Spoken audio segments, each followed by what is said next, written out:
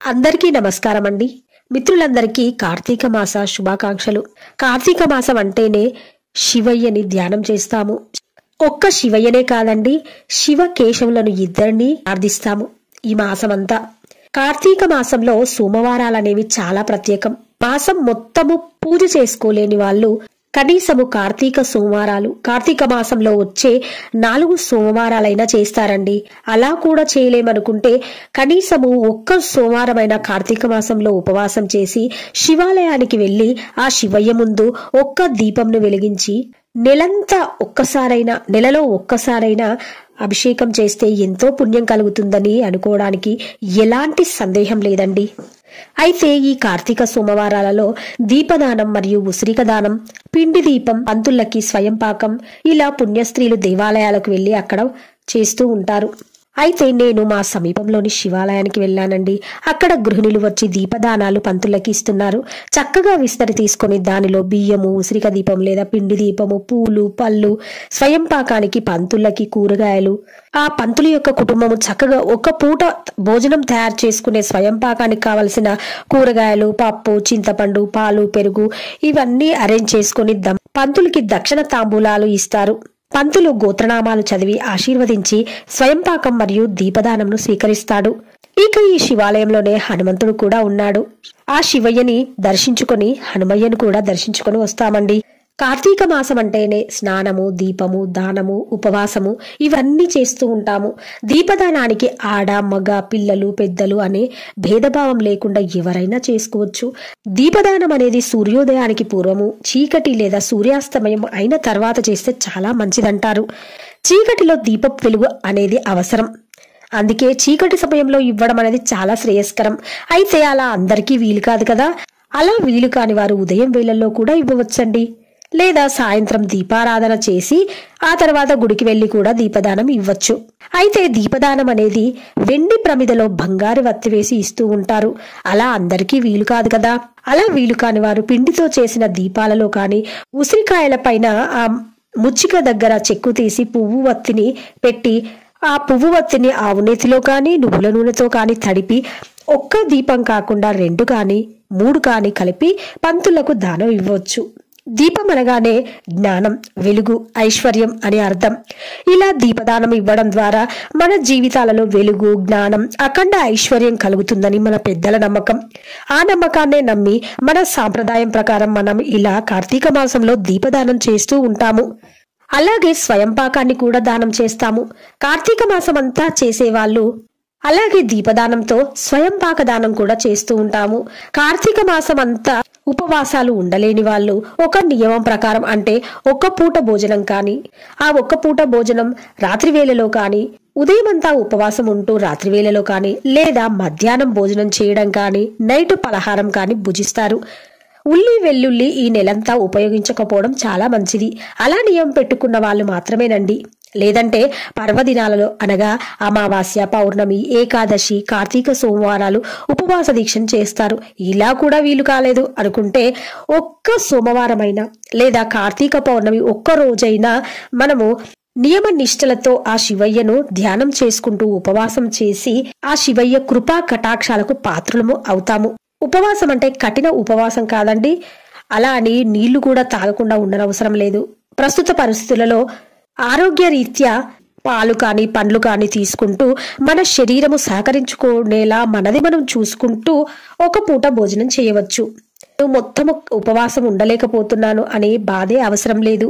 ఆ శివయ్యను ధ్యానం చేసుకుంటే, నామస్మరణ చేసుకుంటే అంతకన్నా గొప్ప విషయం మరొకటి లేదు. కార్తీక మాసంలో వచ్చే ఒక సోమవారమైన కార్తీక పౌర్ణమి రోజున గాని ఉపవాసం చేసి 365 వత్తులు ఇంటిలో తులసికోట వద్ద గాని, లేదా గుడిలో శివాలయంలో కానీ, విష్ణు ఆలయంలో కానీ వెలిగిస్తూ ఉంటారు. ఇలా 365 వత్తుల జ్యోతులు వేసి ఒకే జ్యోతిగా సంవత్సరం అంతా పూజ చేయని వాళ్ళు, సంవత్సరం అంతా అనగా సంవత్సరంలో ప్రతిరోజు వీలు కాకపోయే అవకాశాలు ఉంటాయి కదండి. ఇలా 365 వత్తులు కలిపి ఒకే జ్యోతిగా వెలిగించడం వల్ల సంవత్సరం అంతా పూజ చేసిన పుణ్యఫలం లభిస్తుందని మన నమ్మకం.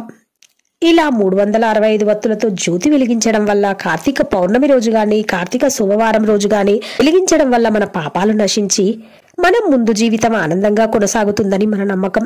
ఉపవాసం చేయడం వల్ల ఆరోగ్యం బాగుంటుందండి. కార్తీక మాసంలో పగలు తక్కువ, రాత్రి ఎక్కువ. పగలు ఎక్కువగా ఆహారం తినకుండా మితంగా తినడం వల్ల జీర్ణకోశానికి కొంత స్ట్రెయిన్ అనేది తగ్గుతుంది. దానితో మన శరీరంలో పేరుకుపోయిన కొవ్వు పదార్థాలు కూడా కరిగిపోతాయి. దానితో మన శరీరం ఎంతో తేజోవంతమవుతుంది. ఉపవాసాలకి అనుకూలమైన వాతావరణ పరిస్థితులు కలిగిన మాసం కార్తీక మాసం. అందుకే మన పెద్దవాళ్ళు కార్తీక మాసంలో ఉపవాసం అనే ప్రక్రియను నెలంతా కూడా చేసుకోవచ్చు, చేయగలిగే వాళ్ళు అన్న నియమం పెట్టారండి. ఏది చేసినా మన పెద్దవాళ్ళు మన మంచికే, మన ఆరోగ్యం కోసమే. అది ఎప్పుడు మర్చిపోవద్దు. ఉపవాసం అనే మాట ఎందుకు వచ్చిందో తెలుసుకుందామా అండి. ఉప అంటే సమీపం, వసి అంటే నివసించుట. ఉపవాసం అంటే భగవంతునికి సమీపంలో ఉండడం, అంటే భగవంతుడి నామస్మరణ చేయడం. ఇంకా ఉపవాసం అనేది కార్తీక మాసం మొత్తం ఒక పూట భోజనం చేసి ఉండేవాళ్ళు కూడా ఉంటారు. కానీ ఇంటి పనులు, వంట పనులు, ఆఫీసులు, ఉద్యోగ నిర్వహణ ఇవన్నీ నిర్వహించుకుంటూ ఏమీ తినకుండా ఉండడం అనేది చాలా కష్టం.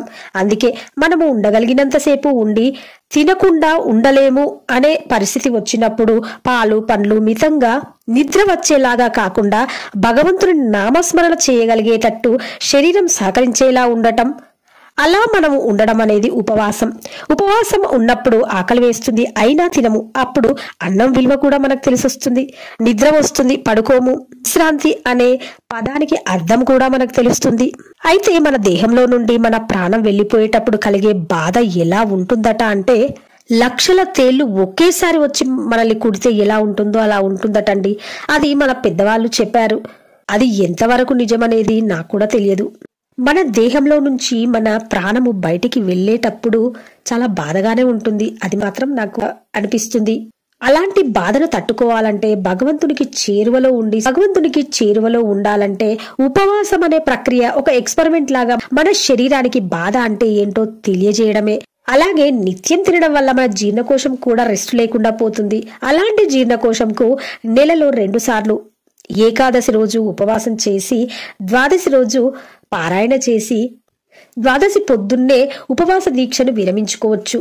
కంపెనీలో మిషన్స్ ని ఆఫ్ చేసినట్టుగా మన శరీరంలో జరిగే జీర్ణక్రియ ప్రాసెస్ ని షట్ డౌన్ అవుతుంది. అప్పుడు మన శరీరంలో వేరే ఏదైనా అవయవానికి ఏదైనా ప్రాబ్లం వస్తే మన శరీరమే మన బాడీ రిపేర్ చేయడానికి సహకరిస్తుంది. రోగ నిరోధక శక్తి కూడా పెరుగుతుంది. ఉపవాసం రోజున ప్రయాణాలు, ఇల్లు సర్దడము, ఎక్కువగా పనులు చేయడం కాకుండా తేలికపాటి పనులు చేసుకుంటూ భగవంతుని తలుచుకుంటూ భగవన్ నామ స్మరణ చేస్తూ ఆకలి అనిపించినప్పుడు పాలు పండ్లు తీసుకుంటూ మధ్యాహ్న వేళలో కానీ రాత్రి వేళలో గాని ఉల్లి వెల్లుల్లి వేయని ఆహారం తినడం ఎంతో శ్రేయస్కరం. భగవంతుడి నామస్మరణ చేసేటప్పుడు మన నోరు శుద్ధిగా ఉంటే చాలా మంచిది. అందుకే ఉల్లి వెల్లుల్లి తినొద్దంటారు. కార్తీక మాసంలో స్నానము, తులసి ఆరాధన, శివారాధన, విష్ణు ఆరాధన, ఉసిరిక చెట్టు కింద వనభోజనాలు ఇలాంటివన్నీ చేస్తూ ఉంటాము. 10 మందితో కలిసి కార్తీక మాసంలో వనభోజనానికి ఉసిరి చెట్టు కింద ఉన్నప్పుడు, అలా అందరము కలిసి భోజనం చేసినప్పుడు మన మధ్యలో ఉన్న మానవత సంబంధాలు కూడా ఎక్కువగా పెరగడానికి అవకాశం ఉంది. మనుషుల మధ్య ప్రేమలు, బిజీ లైఫ్ ప్రజెంట్ ఉన్న సిచ్యువేషన్ లో ప్రతి వారిది బిజీ లైఫేనండి. అలాంటి టైంలో ఇలాంటి ఒక అకేషన్ ని ఏర్పరచుకొని అందరము చెట్టు కింద కూర్చొని తినడం వల్ల స్వచ్ఛమైన గాలి పీల్చుకొని ఆరోగ్యాన్ని పొంది అందరము కలిసికట్టుగా ఒక దైవ భావంతో స్నేహపూర్వకంగా మాట్లాడుకోవడం వల్ల మానవ సంబంధాలు కూడా పెరుగుతాయి. ఇదంతా మన మంచికే కదండి. కార్తీక మాసం అనగానే స్నానము, దీపము, తులసి ఆరాధన, ఉపవాసము, దానాలు, పంతులకి స్వయంపాక దానాలు ఇలా మనం చేస్తూ ఉంటాము. ఇలా చేయడం వల్ల మనం చేసిన పాపాలలో ఏదో కొద్దో గొప్ప పాప విమోచన కలిగి మనం చేసే పనులలో ఏవైతే అవరోధాలు ఉంటాయో అవన్నీ తొలగిపోవడానికి కూడా అవకాశం ఉంటుందండి. ఏది చేసినా మన మంచికే, ఏ మంచి చేసినా మనకే ఉంటుంది, ఏ చెడు చేసినా మనకే ఉంటుంది. That is the calculation, action to reaction. పూర్వకాలంలో ఏదైనా తప్పు చేస్తే అది ఎక్కడనో నరకానికి వెళ్ళి మనకి పనిష్మెంట్ ఉంటుందని మన పెద్దలు చెప్పేవాళ్ళు. కానీ ప్రజెంట్ డేస్ అలా కాదండి. నువ్వు ఏ తప్పు చేసినా ఇక్కడే వెంటనే మనం పనిషబుల్ అవుతున్నాము. కాలం కూడా మనకు తగ్గట్టుగా పనిష్మెంట్ అనేది ఇస్తూ ఉన్నది. కాబట్టి మనం అంటే ఏదో ఎంతో కొంత మంచిని నమ్ముకొని ధర్మంగా, న్యాయంగా ఉండడం వల్ల మనకు, మన పిల్లలకు, మన కుటుంబానికి సుఖ సంతోషాలు కలుగుతాయి. ఎప్పుడు మంచి దారిలో వెళితే అప్పుడే మనకి మంచి కూడా జరుగుతుంది. అలా అని చెడు పనులు చేసే వాళ్ళు బాగా లేరా, వాళ్ళు సంతోషంగానే ఉన్నారు కదండి అని అనుకోవచ్చు. కానీ చెడు ఎప్పుడు చెడే అండి. అది ఎప్పటికైనా ఎవ్వరు ఏ చిన్న తప్పు చేసినా అది కర్మఫలం అనేది అనుభవించక తప్పదు. అది న్యాచురల్ ట్రూత్. అది మనకు ప్రకృతి తెలియజేసే నగ్న సత్యం. అందుకే ఈ కార్తీక మాసంలోనైనా చేయలేని వాళ్ళు నెక్స్ట్ కార్తీక మాసంలోనైనా, లేదంటే ఈ వీడియో చూశాకనైనా ఒక్క సోమవారమైనా ఒక్క రోజైనా భగవంతునికి సమీపంలో ఉండి కార్తీక మాసం మొత్తంలో ఒక్క రోజైనా అన్ని పనులు పక్కన పట్టేసి, ఇన్ ద సెన్స్ ఏమీ చెయ్యొద్దని కాదు, భగవంతుని ధ్యానంలో ఉండి ఒక్క రోజు భగవంతుని సేవ చేసుకొని స్నానాలు, దీపాలు, దానాలు చేయడం వల్ల ఎంతో పుణ్యం కలుగుతుందనడానికి ఎలాంటి సందేహం లేదు. ఓకేనా ఫ్రెండ్స్? ఎప్పుడు మన సంస్కృతి సాంప్రదాయాలను గౌరవిస్తూ దానిలో ఉన్న మంచిని చూస్తూ మన సంస్కృతిని మనము కాపాడుకుంటూ మన ఆరోగ్యాన్ని మనము కాపాడుకుంటూ సంతోషంగా ఆనందంగా ఉండాలని, అందులో నేను కూడా ఉండాలని మనస్ఫూర్తిగా కోరుకుంటూ ఉంటున్నానండి. వీడియో నచ్చితే లైక్ చేయండి, షేర్ చేయండి. మరిన్ని వీడియోల కోసం ఛానల్ తప్పకుండా సబ్స్క్రైబ్ చేసుకోండి.